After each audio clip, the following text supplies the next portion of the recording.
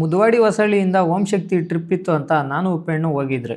ಬೆಳಿಗ್ಗೆ ಟಿಫನ್ಕ ಉಪ್ಪೆಣ್ಣು ವಾಂಗಿಬಾತ್ ಮಾಡ್ತಿದ್ರು, ನಾನು ಇಡ್ಲಿ ಹಾಕ್ತಿದ್ನಿ. ರಾತ್ರಿ ಅವರೆಕಾಯಿ ಬಿಡಿಸಿ ನೀರಕ್ಕೆ ಹಾಕಿದ್ರೆ ಬೆಳಿಗ್ಗೆ ಅದನ್ನು ಇಟ್ಕಿದ್ರು.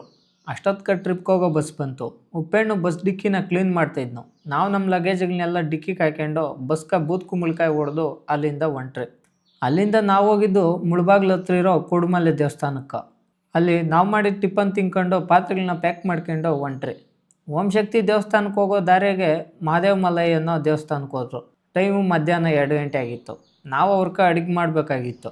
ಎಲ್ಲರೂ ದರ್ಶನಕ್ಕೆ ಹೋದರೆ ನಾನು ಉಪ್ಪೆಣ್ಣು ಊಟಕ್ಕೆ ಮುದ್ದೆ ಬೇಳೆ ಸಾರು ಮಾಡಬೇಕಿತ್ತು. ಉಪ್ಪೆಣ್ಣು ಬೇಳೆ ಬೇಯಿಸ್ತಿದ್ರೆ ನಾನು ಅನ್ನ ಮಾಡ್ತಿದ್ನಿ.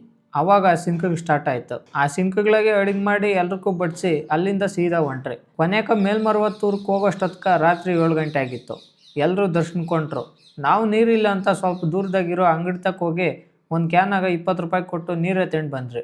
ಕೆಲವರು ಓಂ ಶಕ್ತಿ ಮಾಲೆ ಹಾಕಿರಿಲ್ಲ.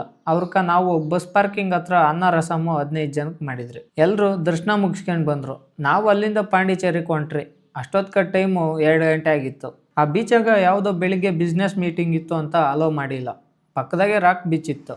ನಾನು ಅಷ್ಟೊತ್ನಾಗ ಸಮುದ್ರ ಬೀಚ್ ನೋಡಾಗ ಹೊಂಟ್ನಿ. ರಾತ್ರಿ 2 ಗಂಟೆಗೆ ಬೀಚಾಗ ತಂಪ್ಗ ಬೀಸ್ತಿರೋ ಗಾಳಿಯಾಗ ಅಲೆಗಳು ನೋಡ್ಕೊಂಡು ಸ್ವಲ್ಪ ಹೊತ್ತು ಕುಂತಾಣಿ.